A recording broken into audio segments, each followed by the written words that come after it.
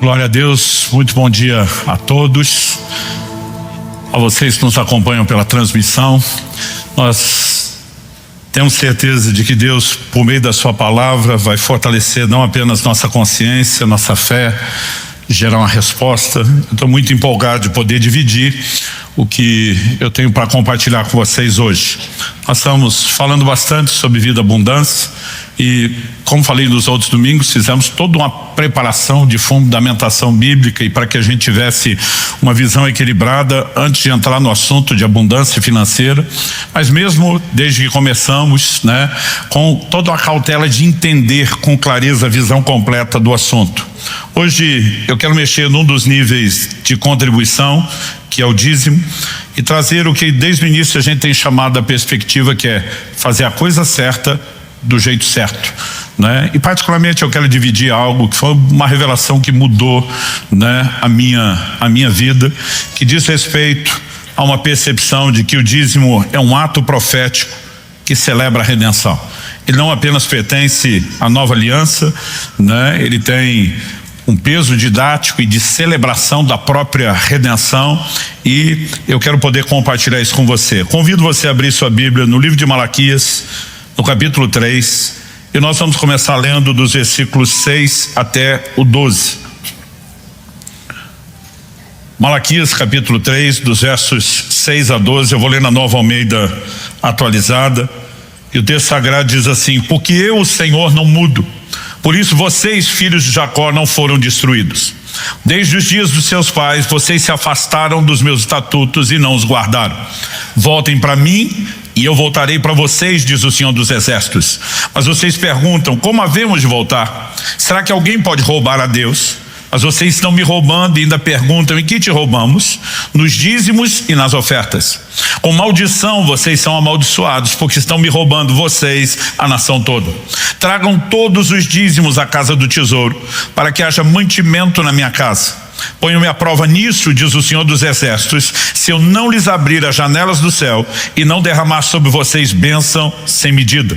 Por causa de vocês repreenderei o devorador, para que não consuma os produtos da terra, e não deixarei que as suas videiras nos campos fiquem sem frutos, diz o Senhor dos Exércitos. Todas as nações dirão que vocês são felizes, porque vocês serão uma terra de delícias, diz o Senhor dos Exércitos.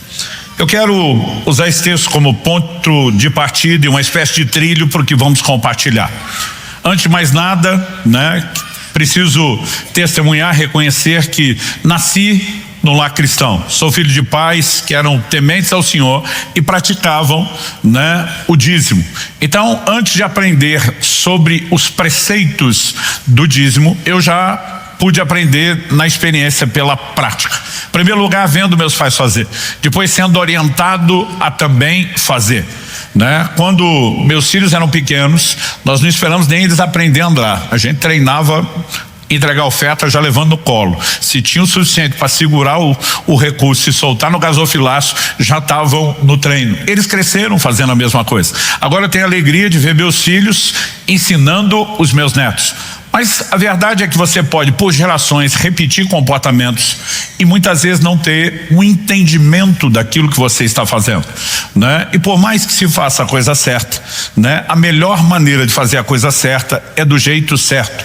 Isso envolve não só motivações, mas envolve um entendimento, uma percepção.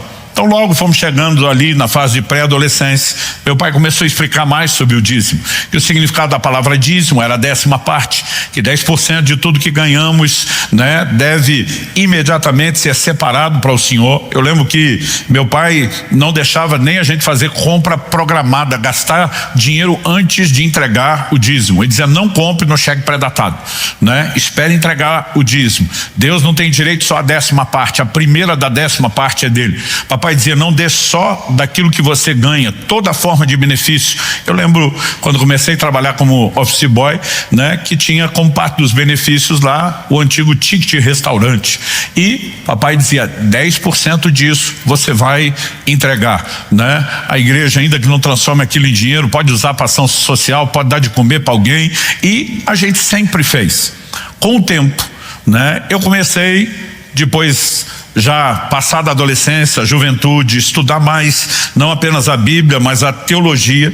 E é nesse ambiente que você vai encontrar informações boas, mas muitas vezes também informações cruzadas, confusas. Às vezes um ambiente que eu chamo não de fé, mas de incredulidade. E eu comecei a ver muitas pessoas atacando o dízimo, como se ele fosse uma prática restrita ao Antigo Testamento, né? E de fato, quando a gente fala de interpretação bíblica, eu acredito que um dos maiores desafios da interpretação bíblica é você saber lidar com aquilo que passa e o que não passa da antiga para a nova aliança. É evidente que uma série de mandamentos hoje, né, nós olhamos para eles como ritos cerimoniais que se encerraram junto com a antiga aliança.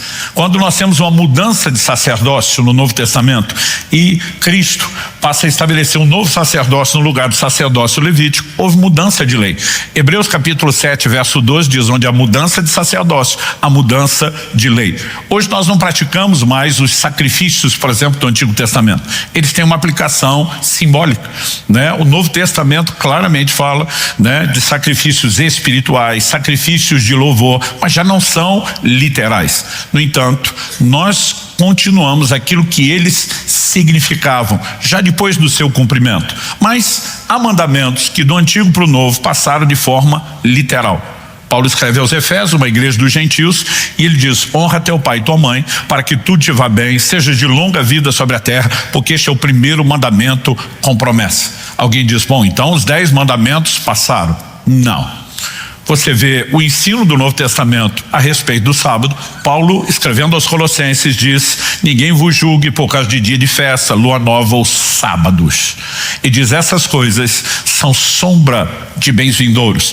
O Novo Testamento já não trata o sábado de forma literal, né? E nem tampouco substituiu pelo domingo, como muitas vezes o cristianismo tem tentado fazer, uma troca de um dia específico. O dia do Senhor é uma referência ao dia da ressurreição. O fato deles terem decidido cultuar nesse dia não estabelece uma mudança do dia do mandamento. A verdade é que Paulo escreve aos Romanos e diz: um faz diferença entre dia e dia, outro julga igual todos os dias. Um não julga o outro. Se Paulo tratasse como mandamento, ele não ia dar liberdade para quem julga iguais todos os dias continuar assim. Então nós temos um desafio, e evidentemente nem se eu usasse o tempo todo da pregação para falar isso seria suficiente. A menor aula que eu já dei para falar sobre isso foram 2 horas. Estou escrevendo um livro inteiro sobre como lidar, né, com a interpretação do que passa do Antigo para o Novo Testamento. Então eu preciso ser rápido aqui, mas eu não quero ignorar a dúvida que alguns podem ter, né? Ah, mas o senhor leu um texto do Antigo Testamento, e já vou dizer por que ele está alinhado com o Novo Testamento. Quando nós falamos, né, do que passa e do que não, né, evidentemente existem mandamentos que passaram, como eu falei do honra teu pai e tua mãe, existem aqueles que não. Quando Jesus se levanta como novo legislador, ele diz: ouviste o que foi dito aos antigos, lei de Moisés, no Sermão do Monte: amarás o teu próximo, odiarás o teu inimigo. Amar o próximo é relativamente mais fácil, apesar que alguns de nós, né, tem um ou outro próximo que é mais desafiador. Mas odiar o inimigo, qualquer um de nós cumpriria com facilidade. Aí Jesus basicamente está dizendo: esquece isso. A partir de agora vocês vão amar os inimigos e orar pelos que vos perseguem. Aqui nós temos a revogação de um mandamento anterior e o estabelecimento de um novo completamente distinto. Isso nós chamamos de revogação. Jesus pega um outro dos 10 mandamentos e não apenas o passa de uma aliança para outra, ele amplia. Ele diz: ouviste o que foi dito aos antigos, não adulterarás. Ele trata o adultério físico, literal, e diz: eu porém vos digo, qualquer que olhar para uma mulher com intenção impura no coração, e ainda que a gente faça distinção de atração e intenção impura, ele diz que dá para adulterar sem contato físico. Ele diz: já cometeu adultério. Ele não só passou, ele ampliou o mandamento. Você tem questões que são adaptações. Ou você tem uma adaptação de propósito sem que se mude a prática, ou você tem adaptação da prática sem que se mude o propósito. Então, por exemplo, no Antigo Testamento nós tínhamos uma ordenança na lei: não atarás a boca do boi que debulha. Esse texto é largamente usado no Novo Testamento para dizer que o trabalhador é digno do seu salário. Mas a gente não cumpre literalmente esse negócio com os bois. Nós entendemos o propósito, e o propósito passa, mas não a prática. Então nós temos inúmeros, né, desafios. Nós temos aqueles que foram conservados de forma plena.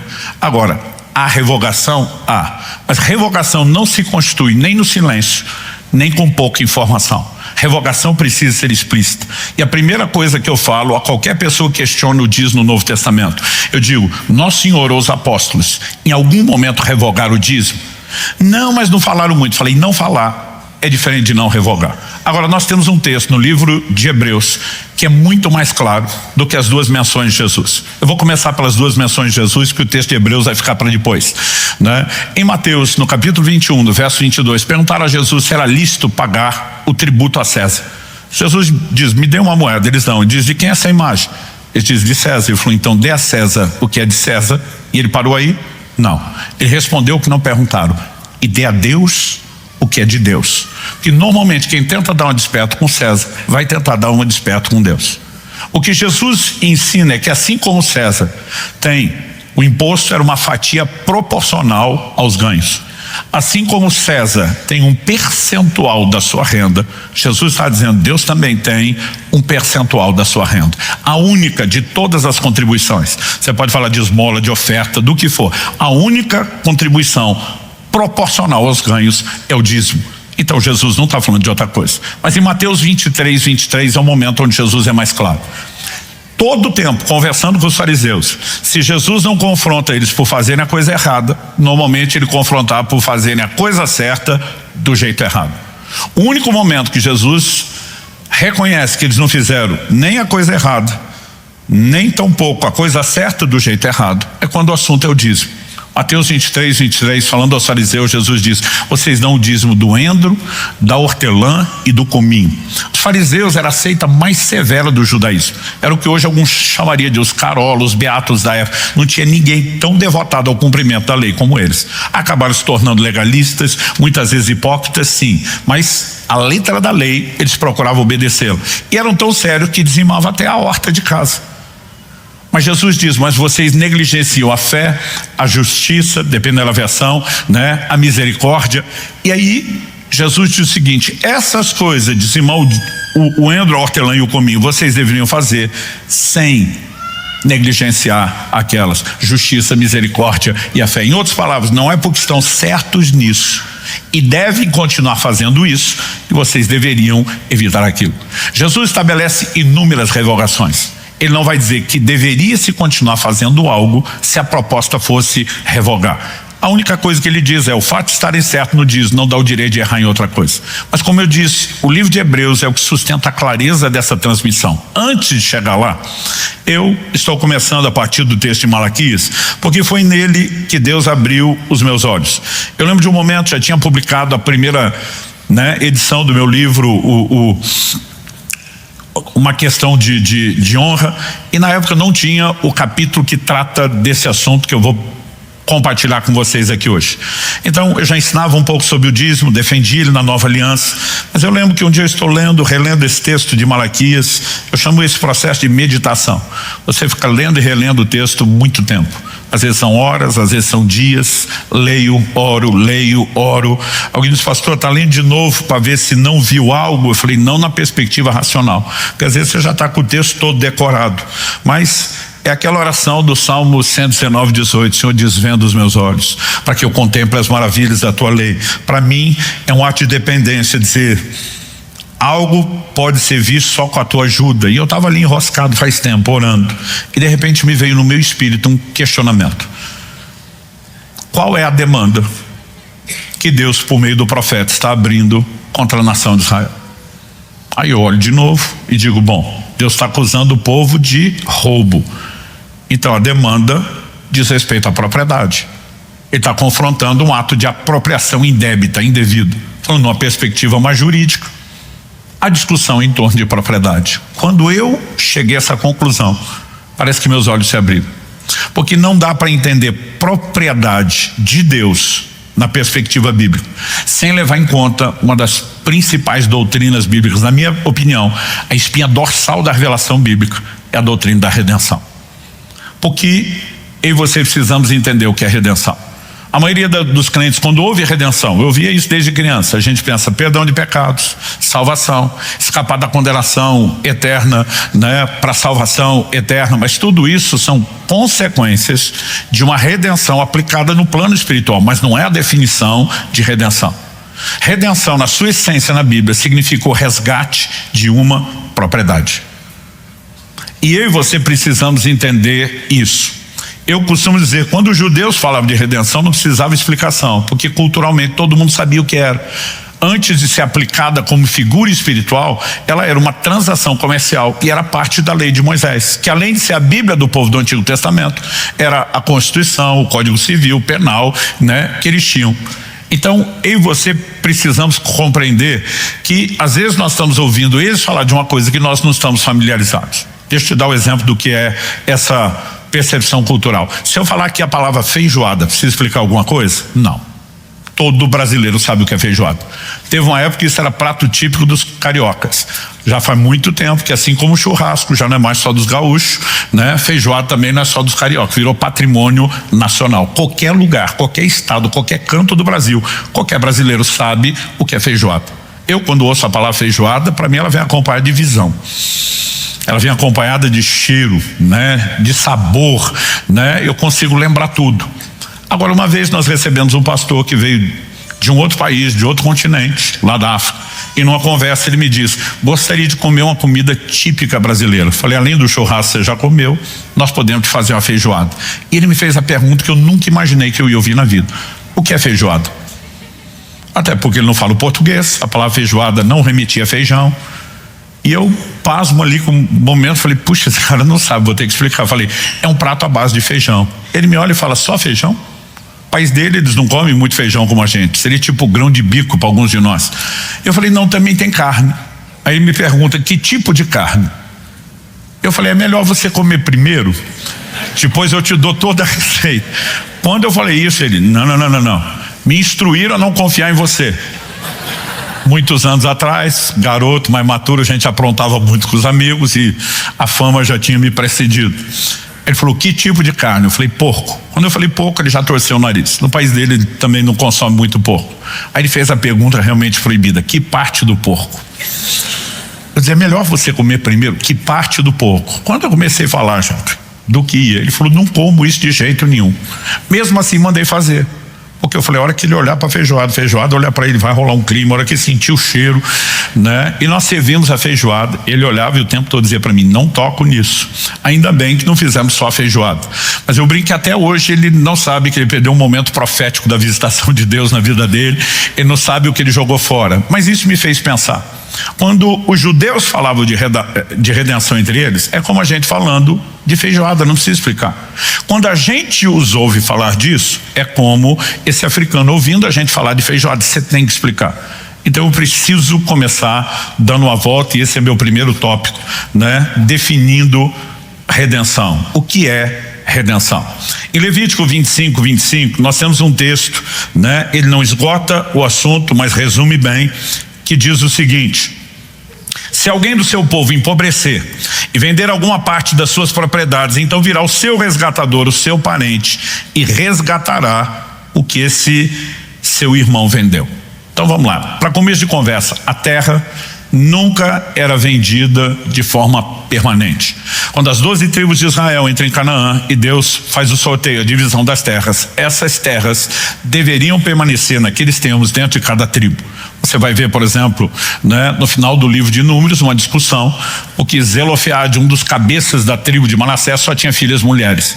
E elas pedem para ser incluídas na distribuição da herança e Deus manda incluí-las, mas depois a tribo diz, mas elas não podem casar com gente da outra herança, porque senão a nossa herança vai ser diminuída. Isso era muito claro. Então, quando alguém vendia uma propriedade, e normalmente não vendia por interesse financeiro, a não ser por desespero, por isso que o texto diz, se alguém empobrecer, não tem recurso, a sobrevivência está em jogo, então essa venda duraria só até o ano do jubileu. O ano do jubileu acontecia uma vez a cada 50 anos. A cada 50 anos toda dívida era perdoada, todo escravo saía livre, toda a propriedade voltava aos donos originais. Tanto que a lei de Moisés estabelece que a terra tinha que ser vendida de acordo com o tanto de colheitas, o valor era calculado até o próximo jubileu.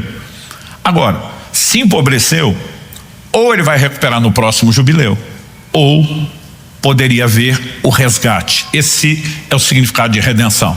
Um irmão se levanta para ser o resgatador. Isso valia não apenas a respeito das posses. Por exemplo, vamos supor uma transação comercial, né, que não deu certo. Eu preciso ilustrar isso. Reginaldo e Marcelo, vem para cá, por favor, como voluntários compulsórios. Eu quero que fique um de cada lado aqui. Se você fosse um judeu do Antigo Testamento, como você queria chamar? Pode ser Benjamim. Benjamim. E você? Se não escolher, escolho eu. Pode escolher você. Confio em ti. Abraão. Abraão, olha aí. Tá bom? Ótimo. Ok. Então, esquece o Abraão só um pouquinho. Eu chego no Benjamim, Benja para os íntimos. Você sabia que é o nome que eu gosto de dar quando o cara não escolhe, né? E faço para ele uma proposta. Cara, você quer ser meu sócio? Ele olha para mim e diz no quê? Falei, tô querendo plantar trigo. Ele disse, você tá maluco? Na época de trigo. Eu falo, por isso, o preço do trigo tá lá em cima. Lei de oferta e demanda, falta no mercado. O preço, quem tiver vai lavar a égua de ganhar dinheiro. Ele falou, mas para ter, o risco é muito grande. Justamente porque não é a época. Não, mas eu tô sentindo. Ele fala para mim, não tô sentindo nada. Eu tento convencê-lo a entrar na empreitada. Ele diz, não juntei todo o meu patrimônio, porque pensa no cara rico, Benjamim, né? Ele diz, não juntei meu patrimônio correndo risco. Eu tô naquela ganância, no desespero de fazer dinheiro logo, não quero perder a chance. Ele olha para mim e fala, mas não me interessa ser seu sócio porque eu não corro risco. Mas se você quiser dinheiro emprestado, eu lhe empresto. E já que você tem tanta certeza vai fazer tanto dinheiro, o que é os juros de tanto? Ele aproveita e já botou a faca no meu rim do lado de dentro. Eu naquele desespero pensei alto, mas é melhor do que ser sócio, porque o ganho fica mais para mim do que os juros altos dele. Acabo decidindo entrar. Plantei. Na hora que era para chover, não choveu. Na hora que não devia chover, perto da colheita, choveu. Vamos falar mais do nosso contexto aqui do sul do que dele, já que o inverno está chegando. Deu geada, deu tudo errado. E no final, eu não ganhei foi nada e perdi o dinheiro dele. Você acha que eu poderia só chegar e dizer, ô Benja, desculpa aí, foi mal? O Antigo Testamento era muito rígido a respeito da questão de dívidas. Se a pessoa não tinha liquidez, tinha que entregar os bens. Se não fosse suficiente, ela poderia ser entregue como escrava. Você lembra de 2 Reis capítulo 4, uma viúva dos filhos dos profetas falando para Eliseu, teu servo morreu, deixou uma dívida, agora os credores querem levar meus filhos como escravos. Vamos supor que foi isso que aconteceu. Eu não tinha como honrar a dívida, todos os meus bens, isso envolvia camelo, jumento, boi, escravos eram propriedade, terras foram dados. Não sendo suficiente, nesse caso não era, e minha família fomos entregues como escravos. Por quanto tempo eu seria escravo dele? Se nós dois fôssemos os dois judeus, Êxodo 21 diz que por no máximo 6 anos a escravidão, no 7º eu sairia livre. Mas vamos supor que um de nós não era. Você não era, porque normalmente sou eu que não sou. Isso não se aplicava. Qual a minha outra chance de sair da escravidão? Eu mesmo pagar minha dívida. Eu já estou nessa condição porque não tinha dinheiro, não tem como gerar. Essa também está fora. Outra opção, o ano do jubileu. Só que o jubileu uma vez a cada 50 anos. O último aconteceu há 3 anos atrás. O próximo é daqui 47. Eu estou com 53, daqui 47, 100. Eu quero ele cuidando de mim. Eu não quero, né? Não me interessa mais ser livre depois de todo esse tempo. A opção que me restava, redenção. O que era redenção? Quando um parente próximo se levantava para pagar a dívida e quebrar o vínculo da escravidão. Aí nós vamos para o meu primo de 7º grau e meio, Abraão. Se ali era rico, vocês não têm noção daqui. Até hoje estão tentando terminar o inventário dele, desde aquela época, né? Aqui, meu irmão, era a prosperidade quase encarnada.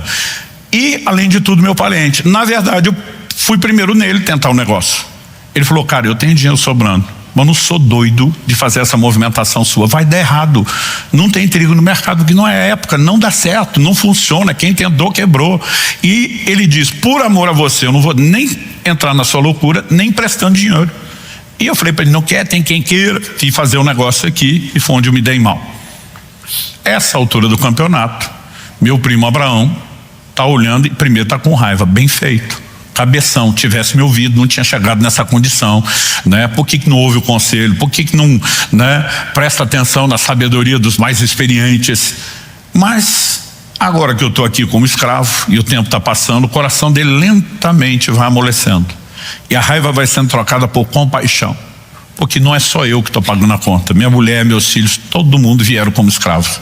Isso aqui não era um bom senhor, não pela sua pessoa, mas eu causei um dano, eu dei um tombo financeiro. Ele compraria mais e melhores escravos por menos preço. Não foi um bom negócio para ele. E a mágoa, evidentemente, fazia com que ele não me tratasse com todo o amor do mundo e não havia conexão familiar, coisa alguma. Uns 2 anos se passaram e finalmente o coração do Abraão amolece. Ele diz, cara, ele até merece a lição que levou, mas por amor e misericórdia, a mulher e os filhos eu vou intervir. Então, o Abraão viria até o Benja. Quanto é que ele lhe deve?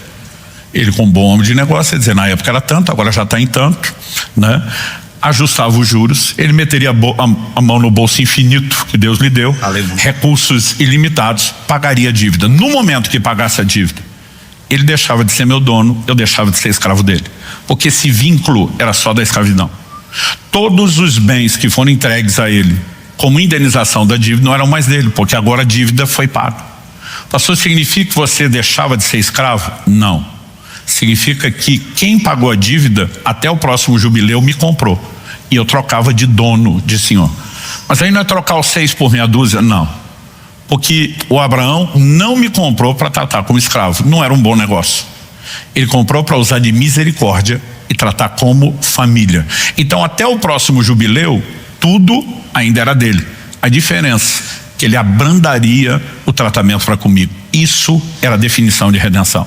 Quando Efésios capítulo 1 verso 7, e eu acho que já está bom, porque a hora que eu fazer a aplicação eles vão associar vocês, é melhor vocês descerem. Muito obrigado, uma salva de palmas para os nossos, não sei nem que nome eu dou para vocês, nossos ilustradores. Quando a Bíblia diz que em Efésios 1:7 nós temos em Cristo a redenção pelo seu sangue, o que está dizendo é que o que Jesus fez é comparado a essa transação comercial. A diferença é que o pagamento da dívida não foi feito em dinheiro. O nosso problema era uma dívida. Colossenses capítulo 2 verso 14, o que diz sobre o que Jesus fez por nós? E tendo removido o escrito de dívida que era contra nós nas suas ordenanças, que nos era contrário, removeu inteiramente do nosso meio e pregou na cruz. Cristo veio pagar uma dívida, a dívida do pecado. Ele não veio pagar com ouro ou prata. 1 de Pedro capítulo 1 verso 18 diz, não foi com prata ou ouro que fostes resgatados da vossa vã maneira de viver, que por tradição herdaste dos vossos pais, mas com o precioso sangue do Cordeiro conhecido antes da fundação do mundo, agora manifesto por amor de nós. Então nós precisamos entender essa transação comercial. O homem estava endividado, a dívida era o pecado, a dívida nos colocou numa condição de escravidão. 2 de Pedro 2,19 diz, quem é vencido em algo se torna escravo daquele que o vence. Quando o homem, simplesmente se sujeita à proposta de pecado e cede à tentação do Éden e peca, um vínculo é quebrado com Deus e um vínculo de escravidão se estabelece com Satanás. A obra de Jesus é uma obra de resgate da propriedade divina que foi perdida. Colossenses capítulo 1 versos 13 e 14 diz que Deus nos tirou do império das trevas e nos trouxe para o reino de luz, mas ele não tirou meramente à força. O texto que eu mencionei antes, de Colossenses 2,14, diz que o escrito de dívida que era contra nós, ele removeu, pregou na cruz. O verso seguinte, o 15, consequência diz, e despojando os principados e potestades, publicamente os expôs ao desprezo, triunfando deles na cruz. Que é despojar? Tomar o despojo. Quando o exército vencia outro, ficava com os bens, saqueava tudo aquilo que o exército que tinha sido vencido possuía. Agora a pergunta é, que despojo é esse que o reino das trevas tem, que interessa a Jesus, que é visto como valioso? Nossas vidas, debaixo da escravidão de Satanás, eram propriedade do inimigo. E quando Cristo vem para pagar a dívida, ele diz, agora mais nada disso é seu. E ele resgata uma propriedade que foi de Deus, estava perdida, pagando a dívida, e nos entrega novamente para Deus. Quem está entendendo o que é redenção? Redenção é um resgate, e eu e você precisamos entender que isso é apresentado na Bíblia como a figura de uma transação comercial. Apocalipse capítulo 5, verso 9. E cantava um cântico novo, dizendo: digno é o Cordeiro de abrir o livro com seus selos, porque foste morto e com seu sangue compraste para Deus homens de toda raça, tribo, língua, povo e nação. A Bíblia fala de um ato de compra, isso que é redenção. Ao pagar a dívida, ele nos comprou. E se redenção é isso, qual o resultado de redenção? Esse é o segundo tópico da construção do raciocínio. Ela faz de Deus o nosso dono e faz de nós a propriedade de Deus. É por isso que você vai ler em 1 de Pedro capítulo 2, verso 9: vós sois a nação santa, a geração eleita, o sacerdócio real, o povo de propriedade exclusiva de Deus. O ato de compra de Jesus nos faz a propriedade de Deus.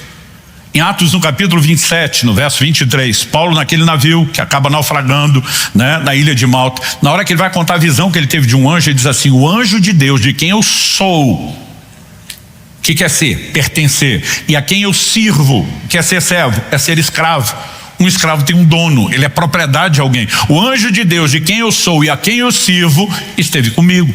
O reconhecimento de Deus como dono é a consequência da redenção. E por que estou dizendo isso? Uma vez estava pregando o evangelho para um senhor e ele olha para mim e fala assim: é verdade, se eu me converter e virar crente, 10% de tudo o que eu ganhar vai ser de Deus, da igreja? Eu falei: não, não é verdade. Ele falou: pastor, não me minta. Eu falei: não posso te mentir, eu sou pastor.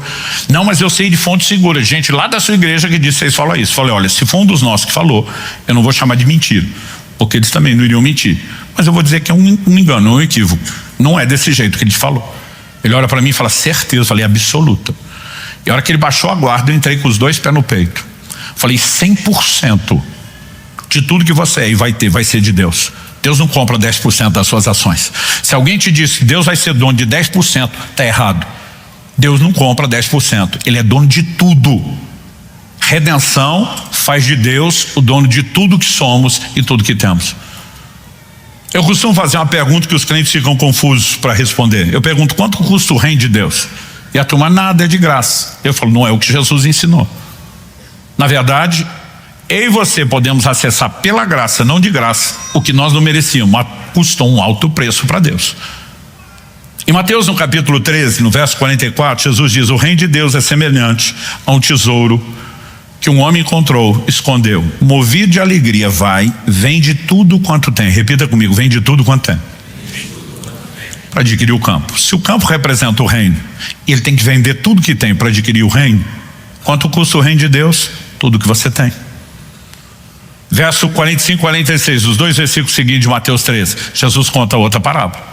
O reino de Deus é semelhante ao negociante que procura boas pérolas. Encontrando uma pérola de grande valor, vai, vende tudo quanto tem para adquirir a pérola. Jesus é enfático: quanto custa o reino de Deus? Tudo que você tem. Pastor, o senhor está querendo dizer que eu compro minha entrada no reino? Não, você não compra nada, você foi comprado.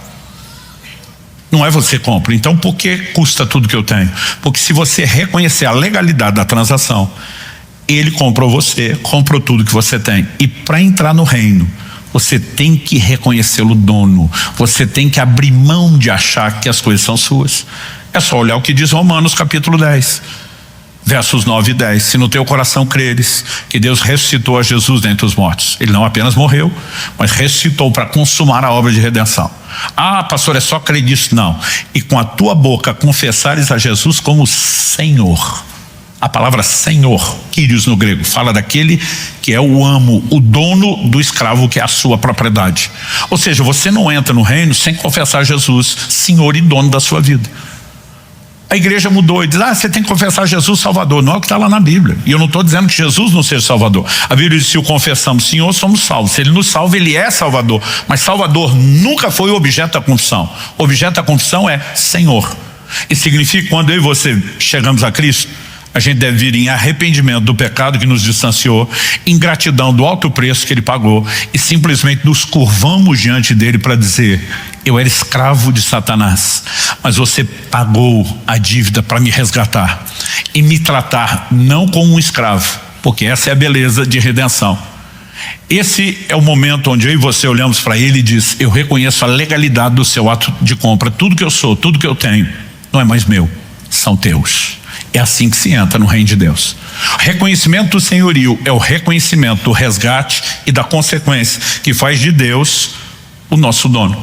Em primeira carta de Paulo aos Coríntios, no capítulo 6, o apóstolo Paulo, ele ensina que nossa conduta deve ser uma resposta à consciência de redenção. Verso 18 ele diz: fujam da imoralidade sexual. Qualquer outro pecado que uma pessoa cometer é fora do corpo, mas aquele que pratica imoralidade sexual peca contra o próprio corpo. Aí ele vai dizer no 19, será que vocês não sabem que o corpo de vocês é o santuário do Espírito Santo que está em vocês, que vocês receberam de Deus e que vocês não pertencem a vocês mesmos?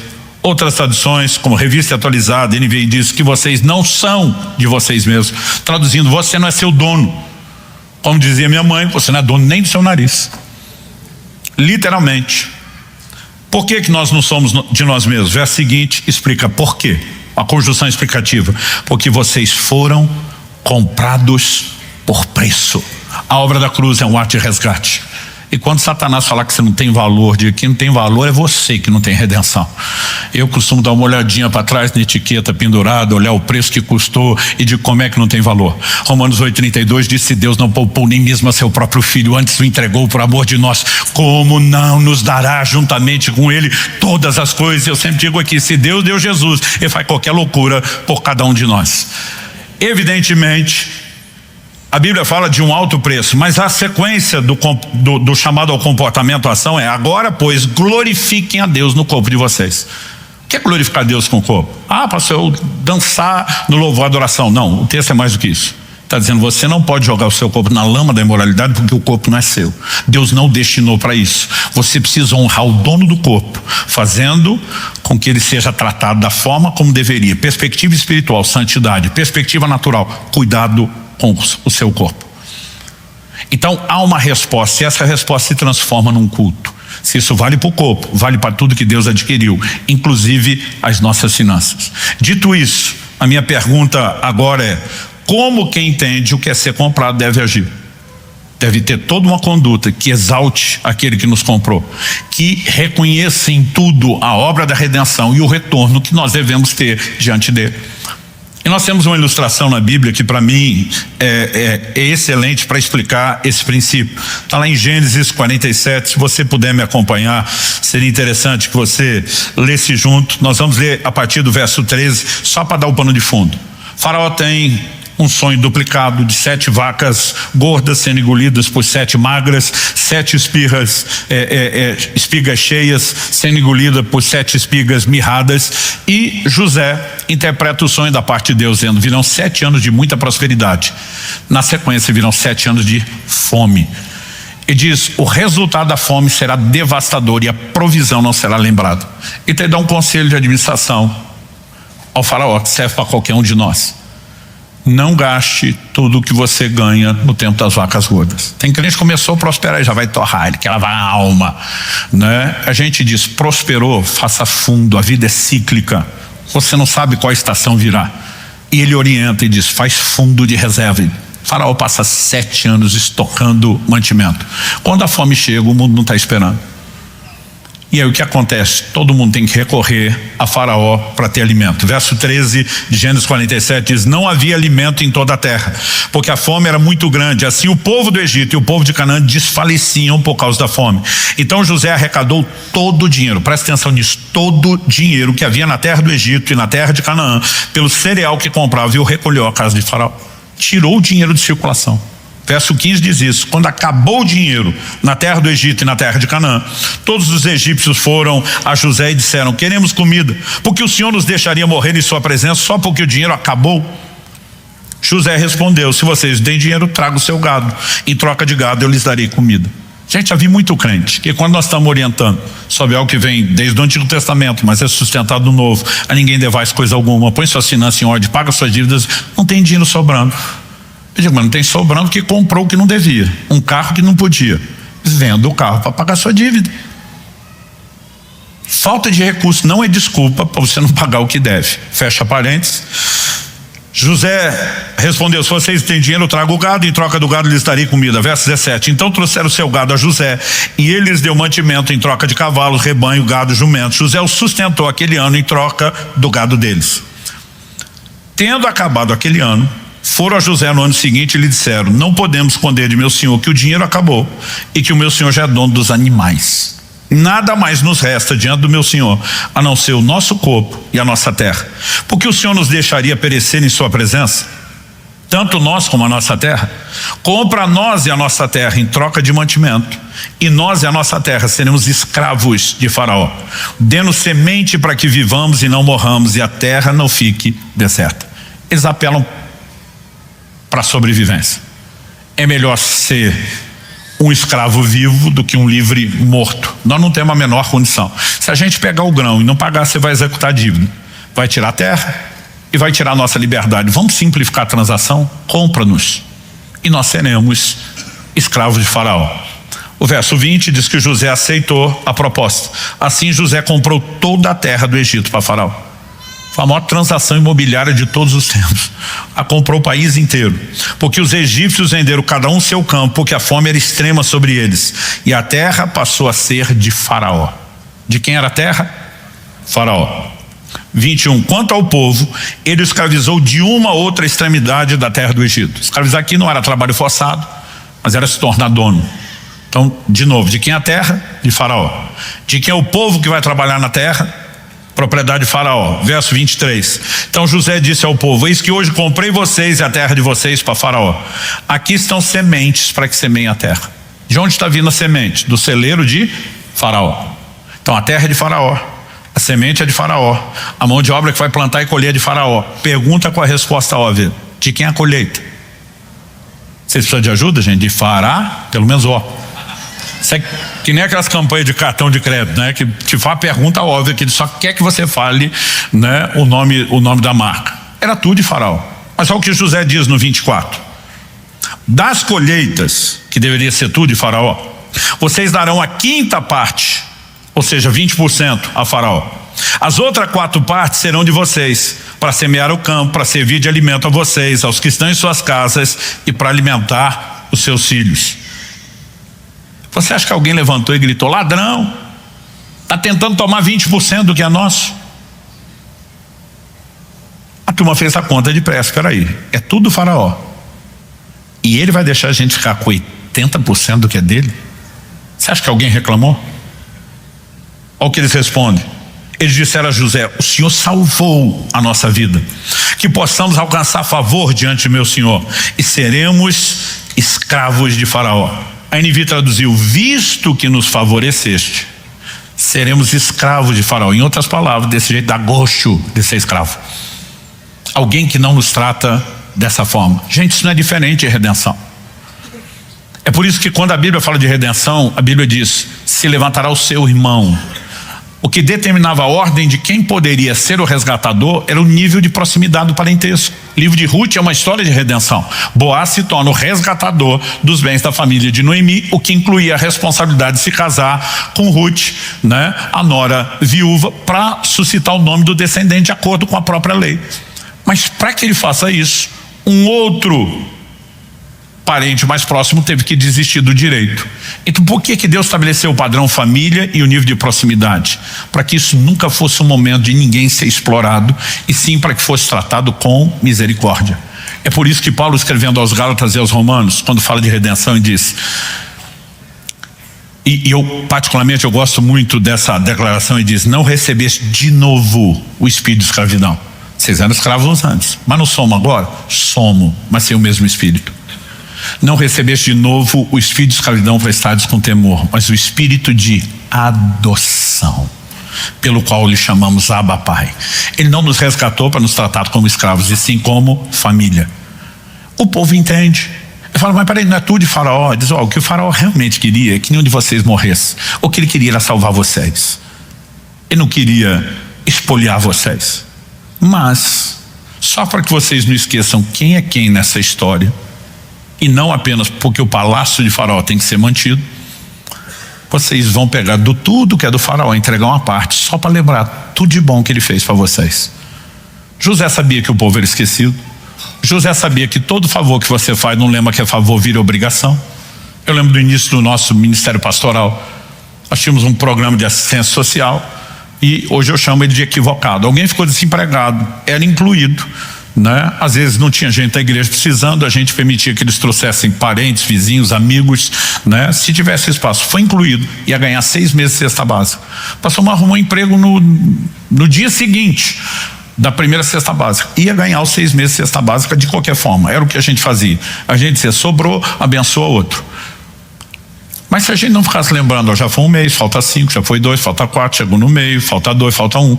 O cara batia lá no 7º mês, cadê minha cesta básica? Como se nós estivéssemos roubando ele. Porque todo favor que você não lembra que é favor vira obrigação. José disse, só para vocês não esquecer quem é quem nessa história, vocês vão separar 20%. A verdade é que 20% já se entregava antes, nos 7 anos de provisão. Basicamente a vida deles continua a mesma. Eles entendem, nós fomos salvos e vamos apenas reconhecer aquele que nos salvou. Quando eu vejo um crente resmungando, estão tentando tirar 10% do que é meu, vontade de dizer, não, cabeção, Deus é que te deixa ficar com 90% do que é dele. Agora, por que esses 10% são uma contribuição diferenciada? Eu e você precisamos entender que eles são parte de um reconhecimento. Qual a primeira vez que o dízimo aparece na Bíblia? Gênesis 14. Abraão entrega os dízimos a uma figura misteriosa chamada Melquisedeque, que é chamado de sacerdote do Deus Altíssimo. A Bíblia diz que Melquisedeque vem ao encontro dele trazendo 2 coisas consigo: pão e vinho. Isso pode passar despercebido numa leitura do Antigo Testamento, mas é no Novo Testamento que você vai entender essa figura, e eu quero que você me acompanhe no livro de Hebreus, no capítulo 7. A verdade, nós vamos ler o verso 1. A verdade é que o verso 20, o último do capítulo 6, termina falando de Jesus, que ele, como precursor, né, entrou além do véu no Santo dos Santos, e a Bíblia diz que ele se tornou sumo sacerdote para sempre, diferente do sacerdócio levítico, que tinha prazo de validade, né? Cristo se torna sacerdócio para sempre. Esse novo sacerdócio não seria mudado. E o texto diz, se tornou sumo sacerdote para sempre, segundo a ordem de Melquisedeque. O que é que significa essa expressão, segundo a ordem de Melquisedeque? Isso é uma citação do Salmo 110:4, que é um dos salmos mais messiânicos que você vai ler. Diz, o Senhor jurou e não voltará atrás, você é sacerdote para sempre, segundo a ordem de Melquisedeque. A Bíblia fala de uma ordem sacerdotal que não era da tribo de Levi. E quando ele menciona isso, o autor agora vai começar a explicar essa tipologia. Verso 1 de Hebreus 7. Porque este Melquisedeque, rei de Salém, sacerdote do Deus Altíssimo, foi ao encontro de Abraão quando esse voltava da matança dos reis e o abençoou. A Bíblia diz que houve uma guerra de 4 reis contra 5. Nessa batalha, os reis que perderam foram levados cativos, todo o despojo deles foi tomado. Um desses reis era o rei de Sodoma, onde Ló, sobrinho de Abraão, morava. Então a Bíblia diz que levaram Ló e todos os seus bens cativos. A notícia chega para Abraão. Se Ló tivesse sido feito escravo pela dívida, Abraão, para ser o resgatador, pagaria a dívida. Ló foi levado pela espada, Abraão decide resgatá-lo pela espada. A Bíblia diz que ele pega 318 homens, nascido, treinado em casa, não dá nem para chamar de exército, é um batalhão. Ele chama os vizinhos e diz, vamos cair para cima dos caras. Imagina os caras dizendo, esse tanto de reis juntos, com seus exércitos não resistiram, e nós vamos dar conta. Imagina só Abraão dizendo, eles tinham El Shaddai, o Todo-Poderoso, do lado deles. Os caras, não, vamos embora. Os caras dizem, com El Shaddai, bora, vamos para cima. E milagrosamente eles vencem essa batalha. Abraão já era rico quando foi para a guerra, ele volta agora com o despojo de 9 reis com seus exércitos. É nesse momento que Melquisedeque vem ao seu encontro. E Abraão separa o dízimo de tudo para entregar ao sacerdote que o abençoou. Então o verso 2 diz, foi para ele que Abraão separou o dízimo de tudo. Primeiramente o nome dele significa rei de justiça. Melquisedeque. Zedeque é a mesma expressão de Zadok, que significa justo. E ele diz, significa rei de justiça. Depois também é rei de Salém, era o lugar. Salém, raiz da palavra shalom, significa paz, ou seja, rei da paz. Então, rei de justiça e rei de paz. Ele está estabelecendo quem Melquisedeque figura. Sem pai, sem mãe, sem genealogia. Ele não teve princípio de dias, nem fim de existência. Mas foi feito semelhante ao Filho de Deus e permanece sacerdote para sempre. A Bíblia não está dizendo de forma literal, isso eu discordo de quem acha que Melquisedeque é uma teofania, uma aparição de Jesus. O texto diz foi feito semelhante. Se é o próprio Cristo, não é semelhante ao Cristo. Se é semelhante, não é. Então a minha opinião é clara, mas independente de Quem crê diferente não muda o que nós vamos aplicar. Se Melquisedeque é uma figura de Cristo ou é Cristo, não muda a aplicação. Ele simplesmente destaca o seguinte, verso 4: vejam como era grande esse a quem Abraão, o patriarca, pagou o dízimo tirado dos melhores despojos. Ou seja, Abraão não só dizima de tudo, mas a melhor das 10 partes ele separa para Deus. O texto 5 diz: ora, os que dentre os filhos de Levi recebem o sacerdócio, de acordo com a lei, o Antigo Testamento, têm, de acordo com a lei, de recolher os dízimos do povo, ou seja, dos seus irmãos, embora eles sejam descendentes de Abraão. Entretanto, aquele cuja genealogia não se inclui entre os filhos de Levi, está falando de Melquisedeque, recebeu dízimos de Abraão e abençoou aquele que havia recebido as promessas de redenção. Abraão é considerado grande como patriarca no plano divino, mas no 7 diz assim: evidentemente não há dúvida de que o inferior é abençoado pelo superior. Outras traduções dizem que o maior é que abençoa o menor. Então está dizendo, se Abraão é grande, imagina esse diante de quem Abraão se curva para ser abençoado e entregar os dízimos. Verso 8: aliás, aqui no regime da lei, os que recebem os dízimos são homens mortais. Está falando dos descendentes de Levi.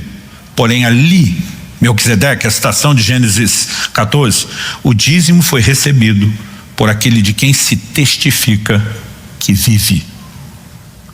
Ou seja, ele está introduzindo nessa história, seja figuradamente ou teofonicamente, a pessoa de Jesus como quem recebeu os dízimos e veio trazendo o quê? Pão e vinho, que são exatamente os elementos da nova aliança que Cristo instituiria.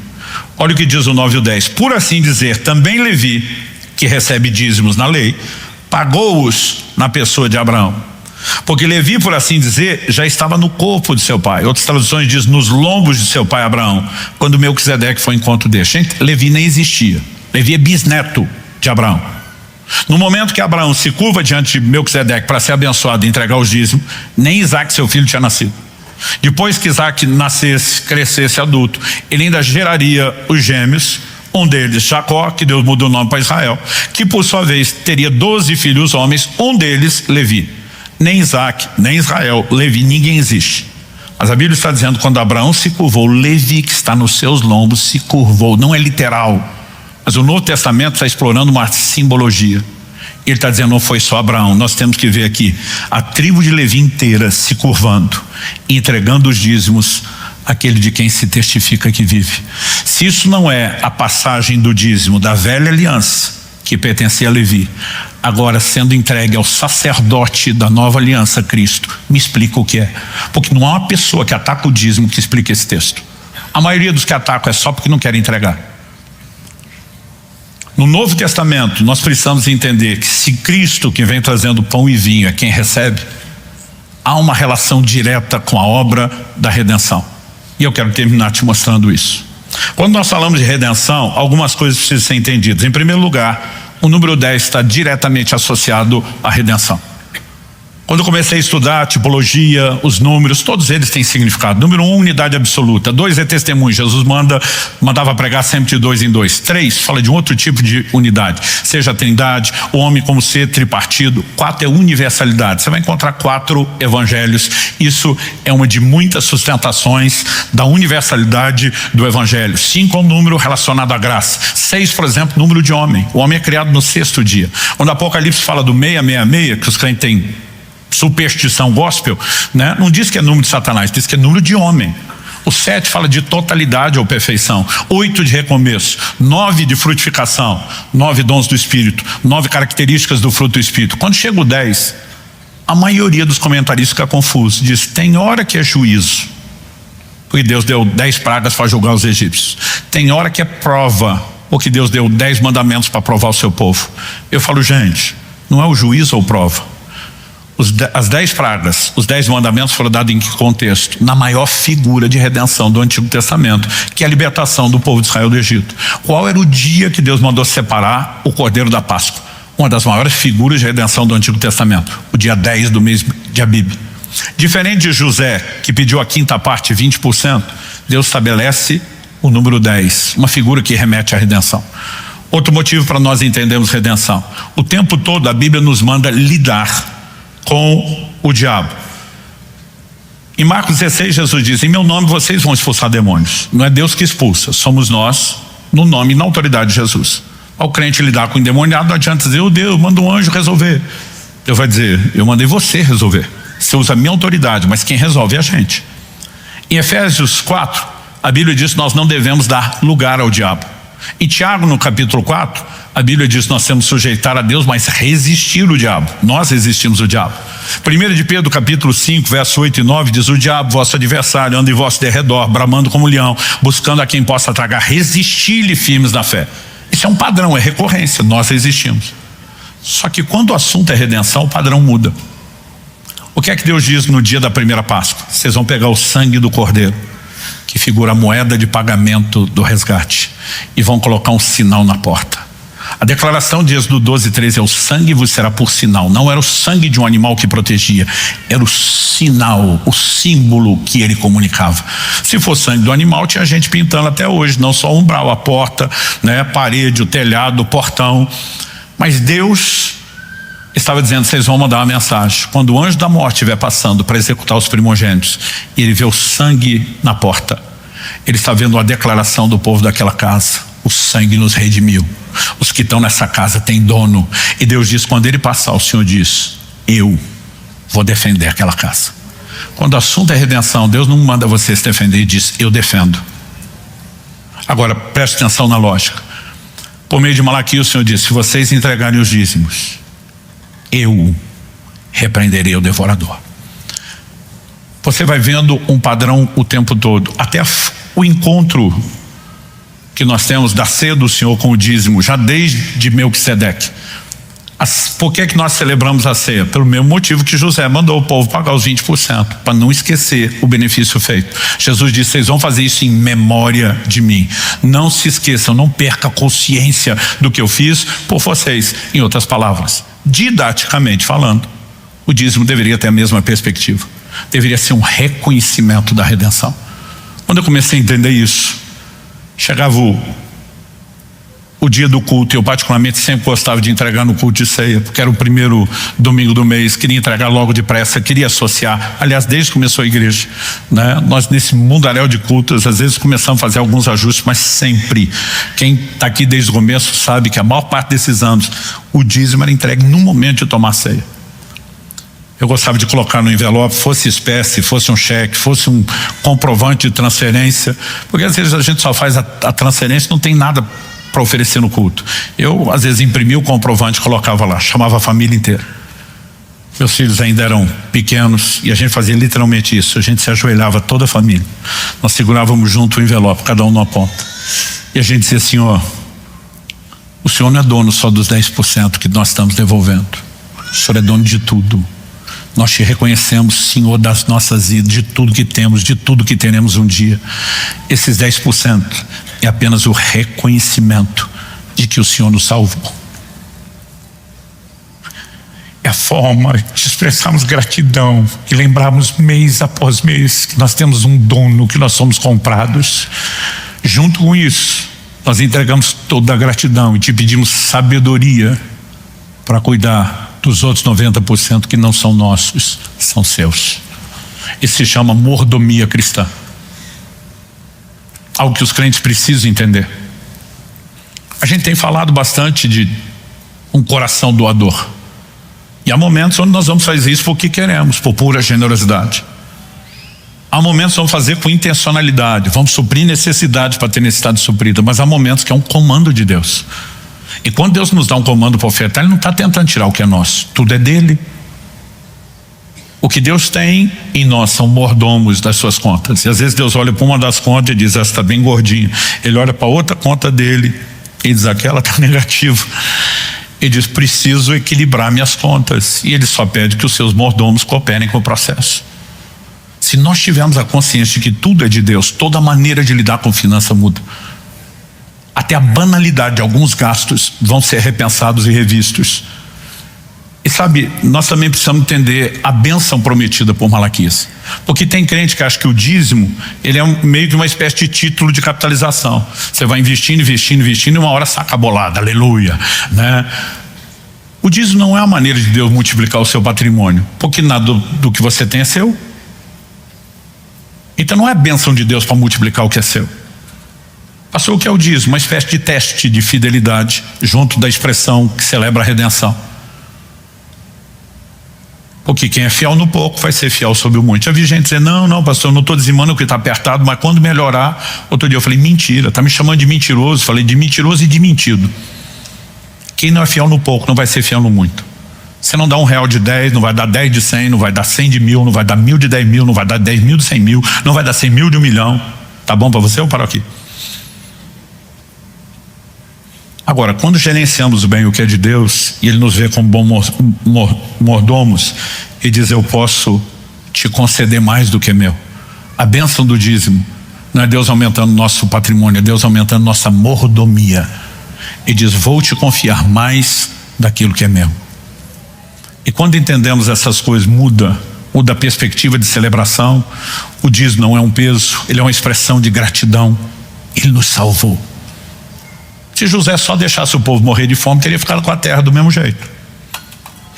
O interesse não era na terra, o interesse era preservar o povo. Mas há uma dinâmica por trás disso. Outro dia um falou para mim, não, o senhor está ensinando redenção, eu creio nisso, eu não sou dizimista. Ele falou, sou tudista, tudo é de Deus. Eu falei, tudo é de Deus, mas tu não entrega tudo. Tem uma parte do tudo que é de Deus que precisa voltar como um exercício de gratidão, uma consciência de redenção e um ato que celebra aquilo que Deus fez por nós. Eu lembro de uma época que um irmão falou, pastor, eu vi uma conversa que você teve com fulano ali, eu ouvi direito.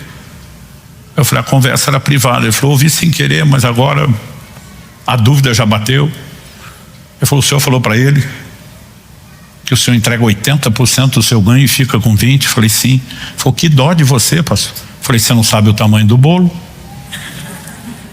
Talvez o meu pedaço da pizza gigante de 20% é maior do que seus 90% de uma pizza pequena.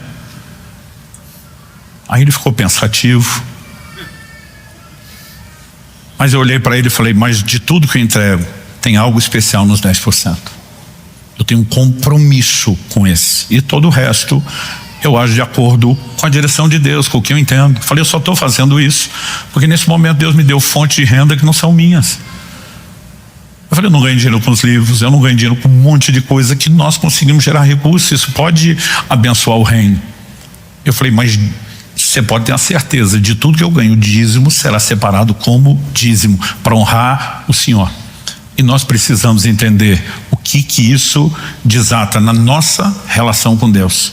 Não necessariamente em termos de bênçãos materiais. Haverá multiplicação, sim, mas não do que é nosso. Haverá uma ampliação da mordomia, porque quanto maior é a consciência de tudo que é de Deus, mais Ele vai nos confiar. Quem está entendendo? Você recebe essa palavra? Eu quero encerrar te chamando a uma atitude específica. Eu sei que a grande maioria absoluta dos que estão aqui ou que nos assistem pela internet nessa hora já fizeram de Jesus o seu Senhor, já creram no coração, já confessaram com a boca. Mas eu gostaria que nós pudéssemos encerrar essa reunião reafirmando o senhorio de Jesus. A consciência de que ao nos comprar, Ele se tornou dono não só das nossas vidas, de tudo que temos, de tudo que somos. Eu não consigo entender um cristão que diz que não tem tempo para pregar o evangelho, que não tem tempo para cuidar de pessoas. Eu digo, a vida não é sua. O seu Senhor te mandou fazer. Você vai dizer que o tempo é seu e que você não obedece? Gente, a consciência de que temos um dono muda tudo. Jesus diz, por que vocês me chamam Senhor e não fazem o que eu mando? Obedecer os mandamentos dele não são opção, Ele é dono, Ele é Senhor. Quando a gente vive a consciência da redenção, a rendição é profunda, mas ela nunca é pesada, porque a gente sabe que sem isso nós estaríamos perdidos por toda a eternidade. Ele nos salvou, Ele quebrou a escravidão pesada de Satanás, nos fez legalmente seus escravos, mas nos trata como filhos, como seus herdeiros. Ou seja, Ele não só não tomou o que era nosso, e nos fez participantes de tudo o que era dele. Como não ser agradecido? Mas talvez haja pessoas no nosso meio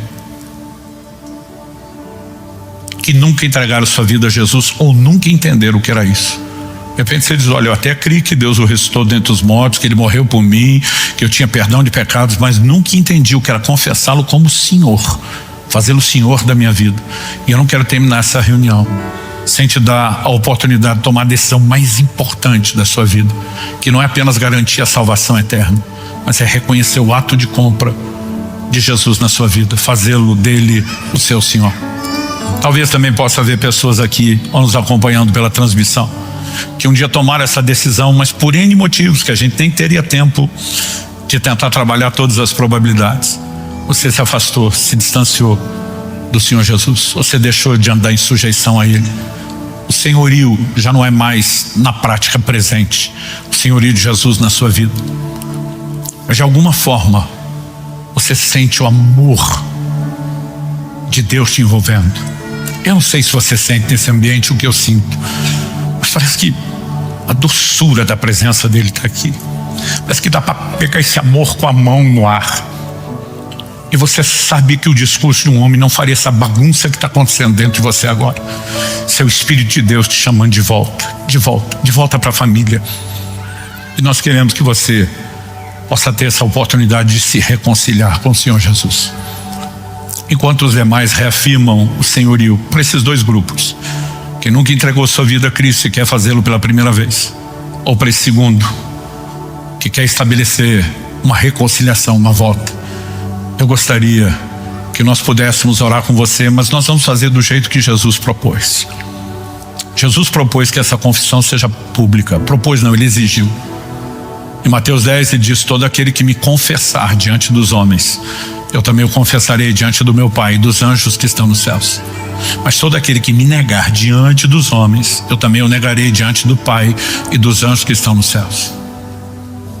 A salvação, ela é pela fé, mas se expressa por confissão, e a confissão é pública. Quando Cristo morreu, ele foi humilhado, envergonhado publicamente, e ele espera que o nosso posicionamento por ele também seja público. A diferença é que essa audiência que está aqui não vai julgar a sua decisão, pelo contrário, nesse momento já tem muitos deles orando pela sua decisão, e no momento que você manifestar a sua decisão, eles vão celebrar você. Esse para nós é um momento de grande alegria. Jesus disse que a festa nos céus quando o pecador se arrepende, e ele mandou a gente orar que a vontade dele seja feita na terra como é feito no céu. Se tem festa lá, é a vontade dele. Então a gente entende que ele quer que faça festa aqui, e a gente faz festa. Então, sabendo que você está num ambiente de apoio e não de julgamento, eu gostaria que todos ficassem em pé. Isso vai facilitar o que vamos fazer, a nossa oração.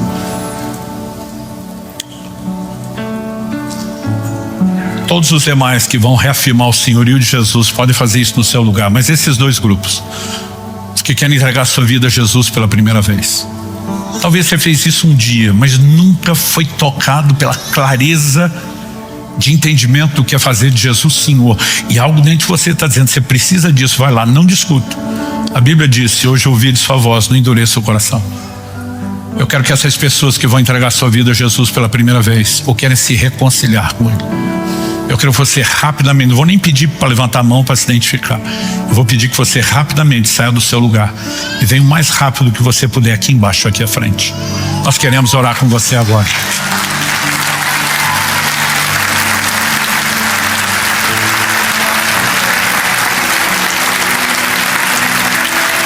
Glória a Deus.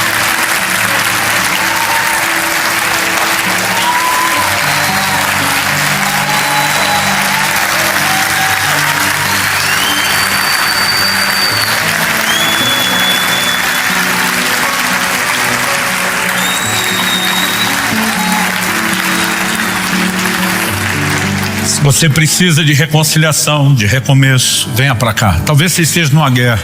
Eu não estou tão ruim, eu não estou tão distante. Mas se algo parece estar sussurrando seu coração, te empurrando, vai. Só vem, nem tenta explicar. Não vai fazer mal nenhum que você se posicione e reafirme o senhorio de Jesus. Eu insisto, porque às vezes os que ainda não vieram, não é porque sejam tímidos, há uma guerra espiritual. Eu ouço o tempo todo gente dizer: pastor, eu queria levantar a mão quando o senhor pediu, não conseguia. Eu queria sair do meu lugar, parece que o pé estava enraizado, parafusado no chão. Porque há uma guerra no mundo espiritual. O reino das trevas não quer perder o controle da sua vida. Mas eu declaro cada pessoa nesse lugar, na autoridade e no poder do nome de Jesus Cristo, livre de toda a cadeia, livre de toda a amarra do reino das trevas, para atender ao convite do Espírito Santo.